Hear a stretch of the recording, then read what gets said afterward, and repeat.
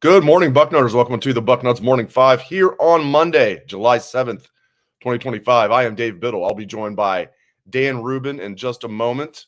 We're just about a little over a couple of weeks away from Big Ten Media Days in Vegas. So, and then camp begins about a week and a half after that. It's going to be here before we know it, my friends. Texas game's going to be here before we know it. So what Dan and I are going to do on today's show is kind of give predictions on which Buckeyes might be headed for all Big Ten this year. And we'll start with, who we think might be first team and go from there. With 18 teams, it's not what it used to be all Big Ten. It's really tough to be first team all Big Ten. Not that it was ever easy, but it's a lot tougher now with so many teams. But we're going to get into that. Obviously the Buckeyes landed as we were talking about like the last few weeks. We thought it would happen. Jameer Perez becomes a Buckeye. I love that. All 350 pounds of him. Maybe he's down to 330. I don't care. You get a big man that moves like that. I absolutely love it. Still waiting to see if Dan is ready to jump on. But before we do that, let you guys know about our good friends over at goodr. You guys know I love goodr sunglasses. If you're watching the video, you can see that I am wearing them right now. We can get you guys a great deal. It's a great product, too. I mean, they start at just $25 a pair. You get a 1-year warranty. 30-day free returns. I don't think you're really going to need any of that stuff, but it's nice that it's there. They're lightweight. They're comfortable. Like, good luck breaking these things. Like, seriously. And they don't slip. They don't bounce. You can jog in them. I play tennis in them with them. And, now losing them is a problem for me. That's why I like the price.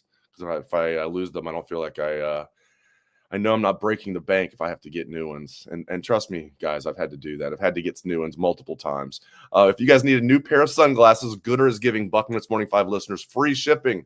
You can go to goodr.com/Bucknuts. Use code Bucknuts for free shipping. Goodr offers 30-day money-back guarantee and 100% satisfaction. Again, that's goodr.com/Bucknuts. Use code Bucknuts for free shipping. All right. Without further ado, let's bring in my man Dan Rubin. Another goodr aficionado and basking aficionado. Part of the basking process is having goodr sunglasses. Been through many. As I've told people here, there's several floating in the Atlantic Ocean, courtesy of spring break and my children, but easy to replace and great product. No doubt about it. All right, let's get into it. As I said in the preamble, we're going to take a stab at who's going to be all Big Ten for the Buckeyes this year. We'll start at first team all Big Ten, which was never easy to make first team all Big Ten. But, man, with 18 teams now, tough sledding. I think we can think of two that'll definitely be on there unless something goes completely wrong. I'm curious who else we have on there. So we can just take Jeremiah Smith and Caleb Downs off the board. Those guys will be first team All-American, let alone first team all Big Ten. Who else do you have pegged as a do you have anybody who you think is a lock if they stay healthy? Who else do you have pegged for first team all Big Ten? So first I went and looked, and I'm using the Big Ten official conference teams, by the way, because the media and the coaches vary. The all Big Ten football team as selected by Big Ten coaches. I think if people went back and looked at last year's team, they'd be surprised how few Buckeyes were on there. And which ones were? Definitely, but yeah. I think it's interesting. Like, I'll just off the top of my head, and by the top of my head, I mean not the top of my head as I read it off the website. It's the opposite of the top of my head. It's Monday morning. The bottom of third team on offense is Will Howard, Travion Henderson, and Quinshon Judkins. And Emeka Egbuka. The NFL didn't see this the same way as the Big Ten coaches. There's a little bit of a disconnect, if you notice. Right. First team, all Big Ten quarterback, Dylan Gabriel. Second team, Curtis Rourke. Third team, Will Howard. So we were punishing Will definitely for like 5 or 6 plays. I get it. Like Jordan James was the second team running back over Trey and Quinshon Judkins. Woody Marks. You know who that is? I don't think so. Second team All Big Ten running back out of USC, Dave, ahead of Quinshon Judkins. Doubt the Browns would be interested in that trade right now. Don't want to speak off the top of my head, though. So it's very interesting. And like you said, the lowest hanging fruit of all low hanging fruit for all college football coverage now is the Ohio State has the best player on offense and best player on defense chatter, whether you're talking video games, draft eventually, or anything like that. I can't remember a time when, maybe you can, one team had both guys and it was borderline indisputable. Is indisputable a word? I think it is. So that's awesome. So yes, those guys can, like when you're building the template, the Big Ten, those can be in bold. You don't need, there's no like, you put your cursor over it and you can do, no, it's not going anywhere. So those guys, Jeremiah Smith, obviously on offense, and then Caleb Downs on defense. By the way, Jeremiah Smith was first team. But like second team was Tez Johnson and then Emeka again. Now, Tez Johnson probably made it one night out in Eugene against Ohio State in terms of memory. So, okay, let's go ahead down. In order of guys I think will make it on the first team. Let's go with locks, like you said. I'd have to see something change for Max Clare not to make it. And that's easy given the first team tight end was Tyler Warren. I believe he was the 14th pick. Is that accurate? Yeah, to the Colts, right? Okay. Colston Loveland injured, the 10th pick. And then Max Clare, who by all intents and purposes seems to be the number one NFL tight end for the next draft. I'll go with Max Clare as a live and lock. I don't see anyone else on the offense that's a straight lock. I don't either. And now, Claire, I had him as pseudo lock because the only thing that would give me trepidation is like everybody, this is all like a stats award. Although it's also hype, which I'll get into in a minute. It's like stats and hype. You have to have both. And if he doesn't have the stats, I could see him being like second team or third team if somebody has like a crazy stats here, even if they're not as good as Max Clare, because Ohio State has to share the wealth. I will say one guy I wrote down, you're right, I don't have anybody else on offense. One guy I wrote down on defense, in addition to the lock, Caleb Downs, because this guy has the hype. He had the stats last year. He's going to be going to Big Ten Media Days along with Jeremiah Smith and Caleb Downs, Sonny Styles. Who was second team last year. It's 100 tackles last year, 6 sacks. Yeah, it was second team. So I think he'll be first team this year. And that's all I have written down for defense is Styles and Downs. For first team, because it's so hard with 18 teams in here. I had Styles and Downs. That I'll be shocked if Sonny's not first team. I agree.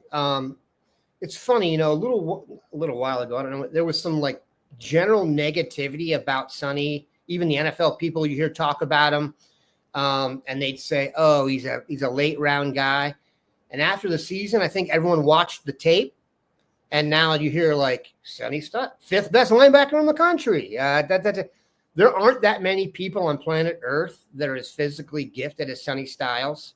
If Jerome Baker can play for 10 years in the NFL and still going, Sonny Styles is going to play for a long, long time. So he'll be first team, I think. I think that's a very good chance. And then after that, if I were to rank the guys next, I almost want to say Ethan Onianwa would have a chance. I have him jotted down. Yep. Yeah, I think you made a good point, too, on rep. Like, for example, about just to get back to Claire, he'd have to lose it because not only did people vote for those other guys first and second team, they were first-round draft picks. So in people's mind, they want to be right from the year before, too. You know what I'm saying? If you voted for someone last year, you're more likely to vote for him this year because you want to be right, especially Big Ten media style, because the coaches, I think, are just maybe a little less into that. But like Jay Higgins was the middle linebacker in front of Styles. I think he'll make it. The other guys have pretty much gone.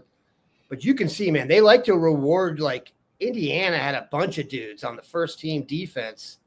Not sure where they were when Ohio State actually played them. Maybe they took that game off. They didn't play anybody in the Big Ten other than Ohio State, did they? I'm just saying, even when they played Ohio State, did they play? Because that was like a prison beatdown. I would like to see. I did look at special teams and think to myself, man, can we get a great kicker? You know, I hate to bring this up. I don't hate to, but the one thing people tend to forget when discussing the Michigan game is the fact that they missed 2 really makeable field goals that probably would have changed all of this. I would not be surprised if you get the coaches at an establishment that serves adult beverages and no one else is around and they discuss that game, that the idea of missing those kicks doesn't come up with a little bit of foul language. And to make matters worse, Michigan has the best kicker in the country. I thought he might turn pro early, which you don't see very often from kickers. He's so damn good. He was like 7-7 or something like that from 50 and beyond last year, and he's back. So, no, I'm with you, man. And like I think here's a couple other guys that I wrote down. Like I don't think Austin Saraveld's going to be first team All Big Ten, but he'll be on the All Big Ten team somewhere. Saraveld, we don't even know if he's going to be the right guard or the right tackle. I'm pretty sure he's going to be the right tackle. Saraveld, I think, will be All Big Ten, maybe second team, third team. I don't know. I agree with you about Oni Onwa. I won't be, since they go all the way to fourth team and then honorable mention, I won't be surprised if the entire offensive line makes it. Because I also have Luke Montgomery jotted down as a possible third teamer. I have Hinsman jotted down as a possible as good as maybe a second teamer. Tegra was fourth team last year, which is interesting that Tegra was on there instead of some guys I know the coaches actually think are better than Tegra. But Tegra now, you know, with the year of starting experience under his belt, could be very good. I think IGB is definitely going to be somewhere on the All Big Ten team. He's got a shot. So yeah, IGB. Sure. Edric Houston. I got Jermaine Matthews, K-Mac, Arvell Reese, Brandon Ennis, James Peoples. I'm getting down to like third team guys now. Julian Sayin. If Julian Sayin's not third team All Big Ten, I mean, what's the standard here? It should at least be that, right? Or higher, right? Everybody's got Aller and Altmaier ahead of them. And Indiana's transfer quarterback's pretty good. Mendoza from Cal. Nobody has Sayin higher than like fourth team All Big Ten. So he needs to be at least third team All Big Ten, I would think. I agree. IGB has a chance. Look, he had a chance after a few games last year, and then he just decided he wasn't getting enough physical contact with people and decided to hug everybody just to be a good friend for the next 7 or 8 games. But don't forget, he was talked about. There were NFL draft people. I know people don't want to hear this, but you can go look it up. There were NFL draft people the early last season that were saying he had a chance to be a late first-round pick. That happened. Now, he dropped off, but in terms of like pedigree and physicality and body type, he's got everything going for him. And there's guys who could step up into those spots. The 2 guys I think have a real chance to blossom and get there. One would be Caden McDonald. Yep, I have him right. Yeah, I have K-Mac down as like, I got both D tackles down. I have Edric Houston and K-Mac down as like second team, third team could be like their, I don't want to say their ceiling. I mean, Edric Houston's ceiling is first team All Big Ten. K-Mac's ceiling is first team All Big Ten, but just trying to be realistic with 18 teams in here and so few guys on each team get first team All Big Ten. Just look at last year, the national champs, as you mentioned earlier. Yeah, I think K-Mac has a good chance of being like third team All Big Ten. I would take that. I'll tell you one that kind of cracked me up, and I realized you want to talk about someone who's in a no-win position at this point, and that is Larry Johnson. So I'm thinking to myself, right. What if someone blossoms? And this is so low-hanging fruit again, but let's say Kenyatta Jackson, right? After 6 games, has 8 sacks. I'm like, okay. So he'll get credit for that. And then what's the first thing everybody's going to say after that? Should have played more. Why didn't he play more last year? It's like, dude, he can't win. Think about that for a second. If Kenyatta Jackson comes out and plays better than JT Tuamalo, first team All Big Ten defensive end last year, second round pick, all you're going to get is, why didn't Kenyatta Jackson play more over a guy who went in the second round on a team that, by the way, won the national championship? We're not going to allow that conversation to take place. Oh, my God. We will not be able to cost them a national title or anything. Still bad. Bucknuts will rotate off its axis and hurl into the sun if we don't have a thread like that within 45 seconds of someone else saying it. It's a guarantee. And by the way, those of you who are going to do that, you know who you are. And when I said that, there should have been a little pang of anxiousness in your chest knowing you're not doing something right, because we know you're going to do it. Here's another thing. There's enough people that were going to do it that the people who heard that and are now not going to do it, there's still plenty more people to do it. So don't worry. It'll be up there, Dave. Bo Let's get the 8 chance. sacks in 6 games first, though. Yeah. And Kenyatta's got a chance. Maybe Caden Curry does. Bo Atkinson has a chance. Maybe Logan George. Maybe even CJ Hicks, as far as like just getting on the all Big Ten team. Jermaine Matthews is another one. And whoever is the starting safety opposite Caleb Downs, I think it's going to be Jalen McClain. Some people disagree with me on that. Nobody disagrees with me that Brunt boots are awesome. Fire. Now listen, I mean they're fantastic. Now podcasters definitely need these, but if you do like hard work outside, I mean definitely get these. These are the most comfortable work boots you'll ever have, and the most durable. They're awesome. Brunt, and we can get you guys a great deal. As I said, I mean, they have designed the best work boots on the planet. I'm not exaggerating. They have designed boots that withstand the toughest job sites while feeling as comfortable as your favorite sneakers. They really do. They're super comfortable. They also look great. So, like, even podcasters like me, I can't be out. Yeah, man, I'm out there like working hard outside all day. People are like, shut up. No, you're not. But even for podcasters like me, like I can throw them on with a pair of jeans and people are like, where'd you get those boots? So I'm like, Brunt, and I can get you guys a good deal. But seriously, these are the most comfortable work boots you will have ever tried, but they also deliver real performance on the job. Brunt is so confident that these boots will blow you away. They even let you try it on the job risk-free. I like that. Risk-free. Brunt also has plenty of other gear for tough jobs, such as weather-resistant jackets, pants, and more. Right now, our listeners can get $10 off by using code Bucknuts at checkout. Just head to bruntworkwear.com, use code Bucknuts, and you're all set. After you purchase, they will ask you where you heard about them. Please support our show and tell them that our show sent you. There you go, Brunt. Great stuff. All right, let's get back to it. Let's get to Jameer Perez.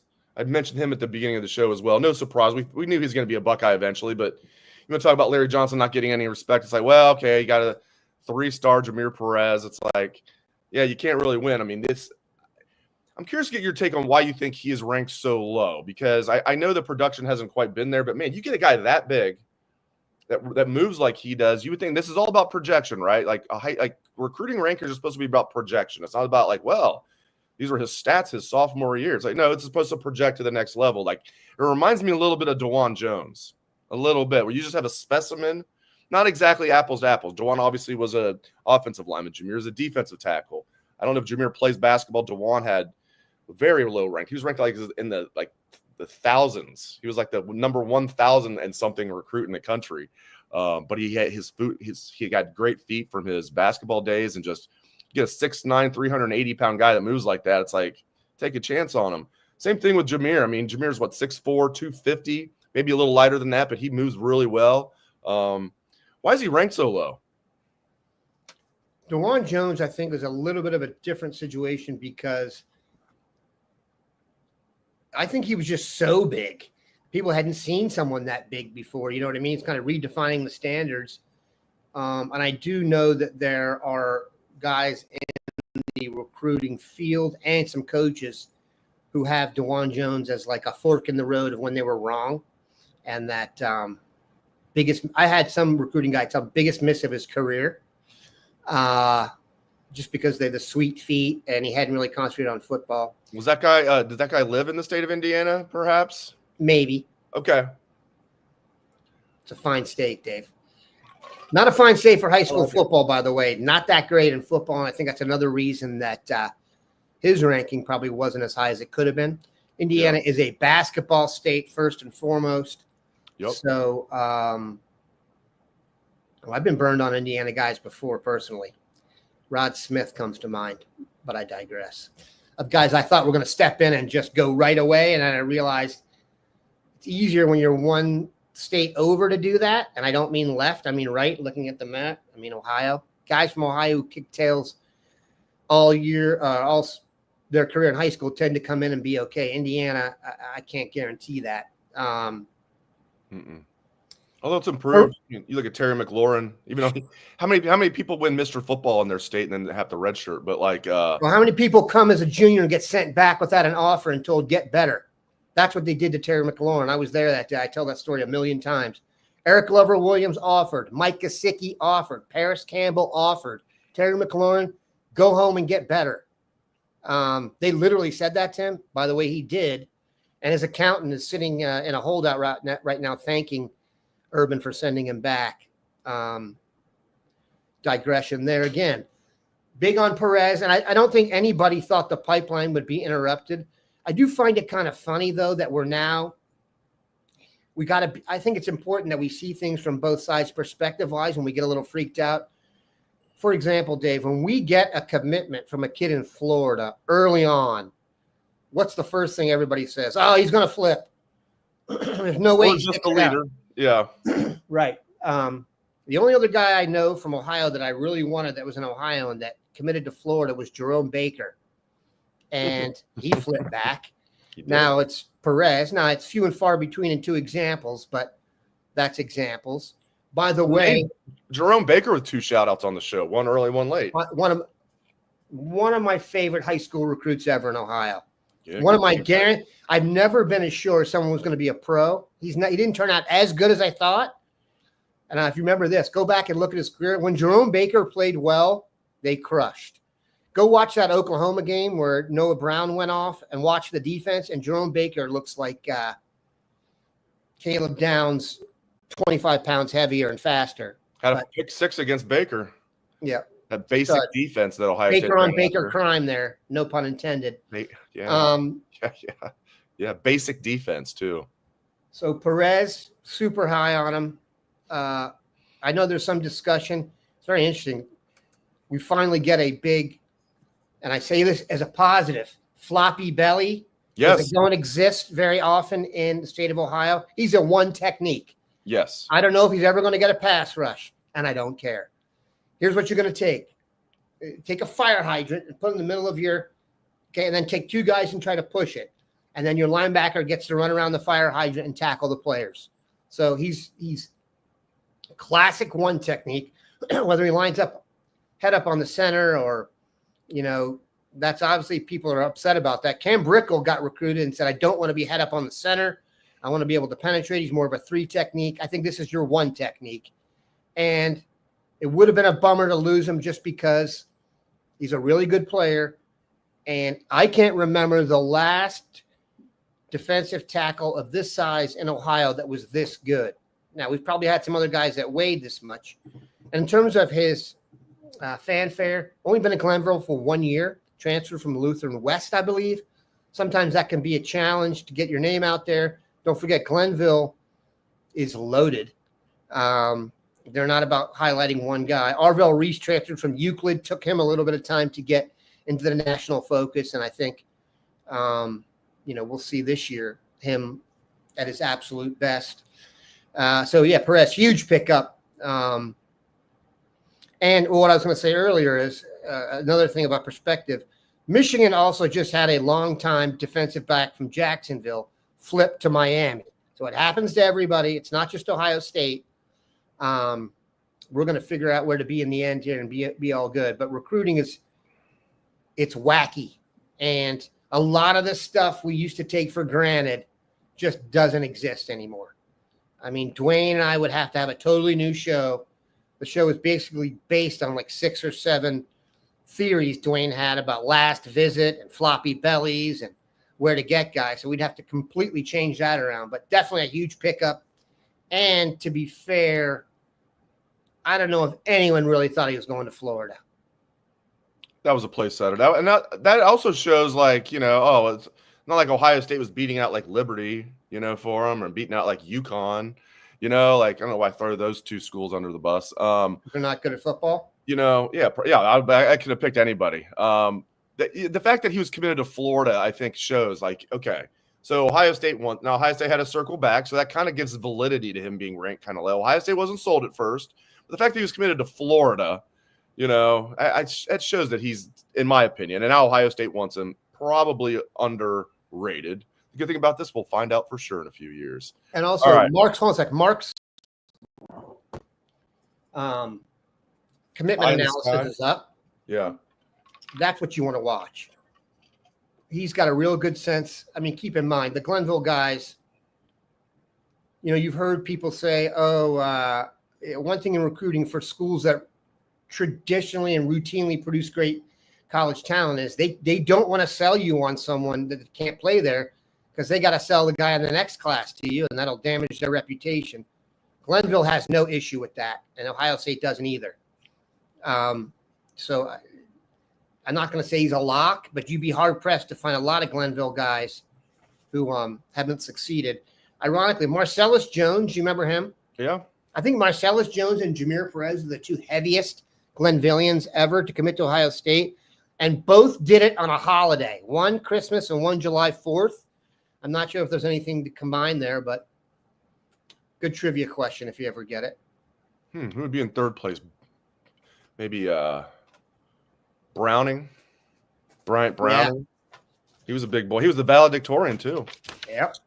Still doing good things. Him and my guy Chimdi Chekwa still are doing like a podcast together. I see him on TV and stuff. Like they had even started they had a barbecue joint here in Columbus for a few years, and so good for. I love seeing these ex-Buckeyes, former Buckeyes, and there was an ex-Buckeye. These former Buckeye players still doing their thing and being successful. People don't even, Big Dave. People don't even like former Buckeye.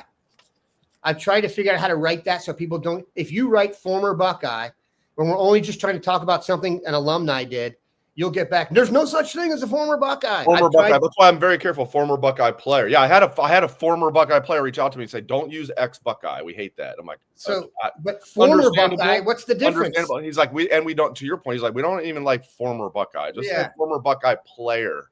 Because if you're being technical, we're still Buckeye. I'm like, I know. Trust me. I consider myself a Buckeye, and I played 0 downs of football for the football team. So, whatever. That's a good thing of being like a Buckeye, though. You don't even have to have gone to the school to consider yourself a Buckeye. I happen to have attended school at Ohio State, but like if you just like the Buckeyes, you're a Buckeye. I'll tell you a quick story, and people love these. John Kime, for those of you who don't know, covers the Redskins. Oh, good Lord, the Commanders for ESPN. He's a Lakewood guy. Grew up in Cleveland. Went to his college meeting, and the college counselor said, "So where are you going to go to school?" He's like, "I'm going to Ohio State for football." And she said, "You can't play football at Ohio State." He's like, "I know. I'm going there to watch football. I'm going there for football." Right. Only topped by Mr. Bucknuts at Cornell, transferring to Ohio State for a semester. They won the national championship, and he transferred back. So my fun story is out of high school, I applied to one college. Now, if I was in high school now trying to do that, I wouldn't have been a smart move. In the 90s, in the 90s, you could get away with that. You get away. Ohio State was not easy to stay in, but it was easy to get in back. And people still think that. I'll still people, Ohio State's the easy. It's like Ohio State's for a while now. Ohio State's had harder admission standards than now. It's for a while. I mean, like 15 years ago, I would tell people, Ohio State has tougher admissions than Miami University. People are like, no, that's not true. It's true. Ohio State has the toughest admissions of any public school in Ohio. But anyway, I'm proud to say I applied to exactly one school, and that would be the Ohio State University, and somehow they let me in. All right, I want to get to this to finish the show. So I got my Phil Steele magazine late last week, so I've been perusing that. It is a story for the site. He does a good job across the board. The thing he does the best job, I think, is, and he'll mention this in his magazine every year, he is the most accurate when it comes to predicting where teams are going to finish in conference standings. Not that he's perfect by any means, but he's the best in the business at doing that. He also does his position rankings. So what he'll do is he'll take, he doesn't do all 135 teams, but all 135 teams are in play, but he'll take the top 75 position groups. Okay. So if you're 75th, that's actually not good, but at least you make the cut for the magazine. Here's what he's got Ohio State. So quarterback, he has Ohio State ranked as the number 46 quarterback room in the country. He's 45 quarterback rooms better than Ohio State's. He's just not very high on the offense except for the pass receivers. Running backs, he has them 15th, which really isn't bad when you lose Quinshawn and Trey to have them 15th. He talks up James Peoples, 15th best running back room in the country, according to Phil Steele. Okay, he combines wide receivers and tight ends. The shock of shocks is Ohio State's number one. Wide receivers and tight ends, that's a no-brainer. I have a problem with this one. Offensive line, he has Ohio State 13th. I think they're going to be really good up front this year. What are your thoughts on some of those? 13th is bad. Yeah, I think they're going to be a top 10. I think they're going to be a contender for the Joe Moore Award. You have Onionwat left tackle. this is my projection. Luke Montgomery at left guard. Hinsman at center, who I think is going to be all Big Ten. Not first team like we said, but he'll be all Big Ten somewhere. Tegra at right guard. He was fourth team all Big Ten last year. I think Saraveld's going to have a hell of a year. And then the depth with Phillip Daniels, Ian Moore, Josh Padilla. I like some of the depth they have there. I'll be surprised if they're not a top 10 offensive line. I know I'm splitting here. It's not like he has them ranked like 50th. He has them 13th. So again, quarterback 46th, running back 15th, wide receiver / tight end first in the country, offensive line 13th. I'll give the defensive rankings too. He's actually, despite Ohio State only having 3 returning starters on defense, he's actually relatively high on the defense. Defensive line, this surprised me they were this high, losing all 4 starters. He has the defensive line ranked number 12 in the country. Linebackers, 9th in the country. Defensive backs, 8th in the country. I thought the DBs would be a little higher than 8th, but then if you're doing this and you're ranking every team across the country and you see Ohio State's replacing 3 draft picks in their secondary, I get it. But he says Devin Sanchez has all-American freshman all-American potential. Jermaine Matthews is a guy on the rise.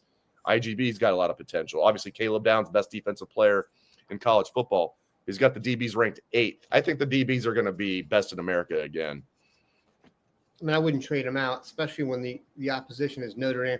I mean, look, Notre Dame's ranked really high there. I saw the kid that Jeremiah just obliterated from Tennessee is really highly rated. I just can't get into it. I'm sorry, I'm biased. It's Bucknuts. If someone has treated you the way we have, those teams, they got to show me.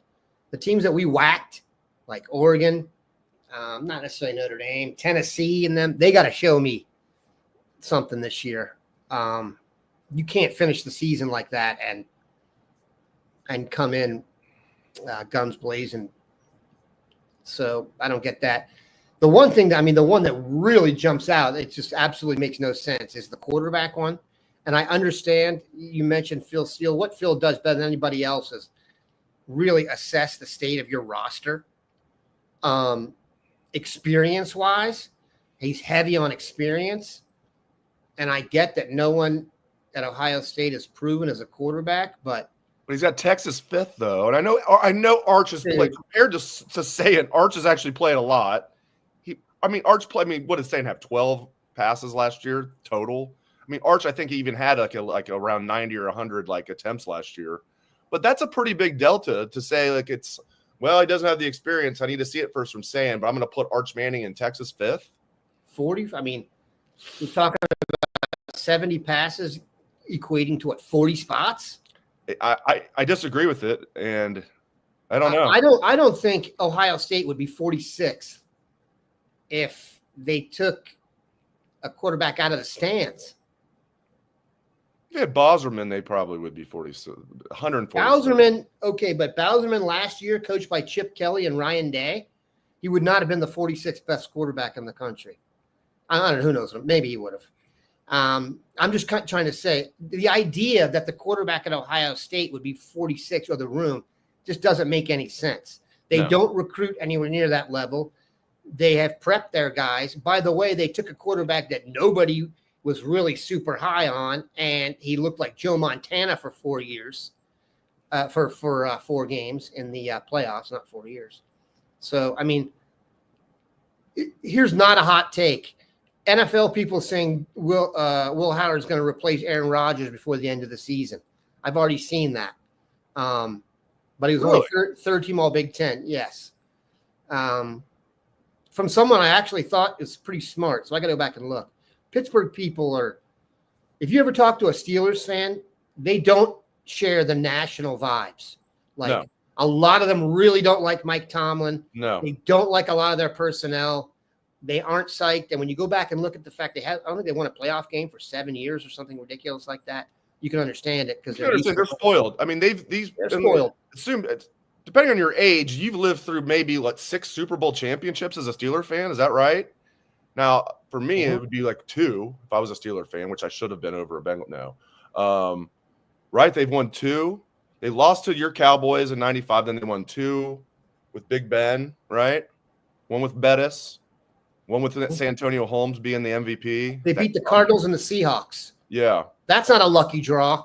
So I can see why the Steeler fans are like those two they're spoiled. perennial NFL superpowers, the Cardinals and the Seahawks. Aren't they expansion teams? Jeez. We get there and face the Steelers every time. Or the Bills. That was pretty sweet. I'm not Yeah.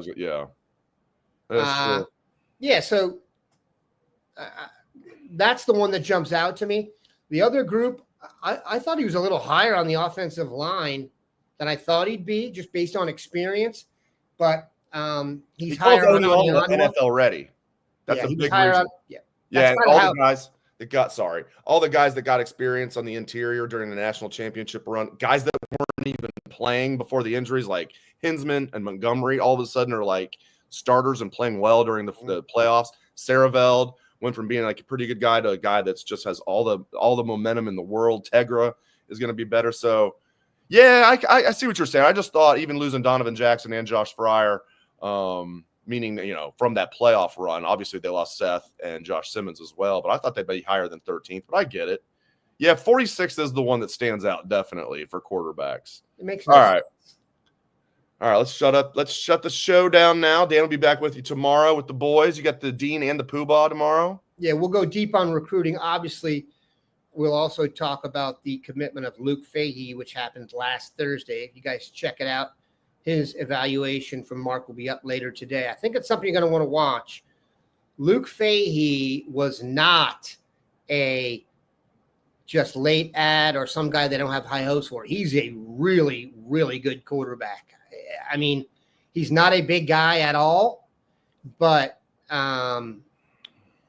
he's definitely someone you're going to want to check out. Interesting because, Matt Panatoski, the quarterback from Moeller, committed to Kentucky. So that's kind of interesting. And Fahey and Panatoski will probably be the guys that will be compared to each other now going forward because similar size. But, Trust in Day should be on a T-shirt with basket. Going out to California, getting us some QB, CJ Stroud, Julian Sand, now Fahey, Brady Edmonds. Brady Edmonds. So think about this, Dave. I had that written down. That's not going to make it harder to get the next good quarterback out of that state. Also, I knew that was going to happen when I said it. I almost shouldn't have said it. But this in mind, guess what California is also really good at? Producing more quarterbacks. So we have a pipeline. Now you talk about the Glenville pipeline. You get 4 quarterbacks in 6 years. That's a pipeline. And that state is rich in quarterbacks. So very, very smart to strike while the iron is hot out there. Think about that. CJ Stroud, Brady Edmonds, Fahey, Julian Sand. Those are not just 4 quarterbacks. Those are 4 guys who at some point in time have been considered the best quarterback in the state of California by somebody. And you want to talk about a state that has consistently gotten the weather they need to practice in the spring going forward. That will continue to happen. So don't stress on quarterback recruiting. Talking on another thing we take for granted around here, but go Bucks. That's right. Great stuff from Dan. Thank you very much to Mr. Rubin. Thanks to all of you for tuning into the show. We appreciate it very much. Hope everyone has a great rest of your day. Go Bucks. Still basking.